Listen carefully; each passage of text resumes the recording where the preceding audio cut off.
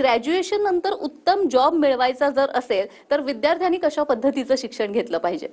जानवी, तुम्ही पण वर्क करताय, जॉब करताय, मला एक सांगा, छान जॉब पाहिजे, मस्त ग्रोथ पाहिजे, तर काय असायला पाहिजे हो एखाद्या व्यक्तीकडे? स्किल्स. ऑब्व्हियसली स्किल्स नसतील तर त्याला जॉब मिळणार नाहीत, ग्रोथ मिळणार नाही. म्हणून एक लक्षात ठेवा, जर उत्तम जॉब आणि उत्तम ग्रोथ पाहिजे असेल तर असं शिक्षण घ्या जे तुम्हाला जॉबमध्ये लागणारे सर्व स्किल्स, ऑल राऊंड स्किल्स तयार करेल. कुठले? ह्या स्किल्सला आम्ही स्मार्ट स्किल्स म्हणतो. ही पहिली गोष्ट.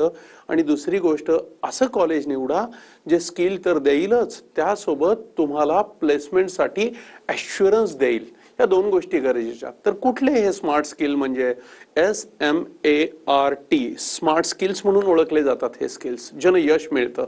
Yes for skills which are required in practical job. Practical skills म्हणजे मला ॲक्च्युअल ऑफिसमधलं काम करता यायला पाहिजे, जी काही आपली रिस्पॉन्सिबिलिटी असेल ती. S for skills which are required in practical life.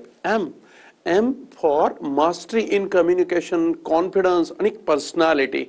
हा, तुम्हाला 4 लोकांमध्ये बोलता यायला पाहिजे, छान कम्युनिकेशन, इंग्लिश, स्पोकन इंग्लिश छान, इंटरव्ह्यू छान देणं, स्टेजवरनं छान बोलणं, हे स्किल्सची मास्टरी तुमच्यात डेव्हलप झाली पाहिजे. A for attitudes and adaptability. Attitudes, हो, positive mind, open attitude, professional attitude. हे ॲटिट्यूड्स असतील तर माणूस ग्रो करतो. आणि त्याच्याबरोबर अडॅप्टेबिलिटी.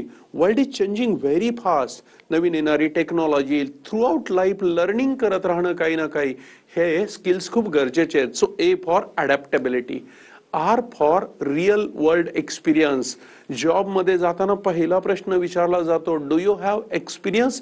तर एज्युकेशनमध्येच तुम्हाला R for real world experience मिळाला पाहिजे. सिम्युलेशन टेक्निकमधून, इंडस्ट्री एक्सपोजरमधून, प्रोजेक्ट्समधून, इंटर्नशिपमधून. And T is technology. आजचं जग हे टेक्नॉलॉजीचं जग आहे.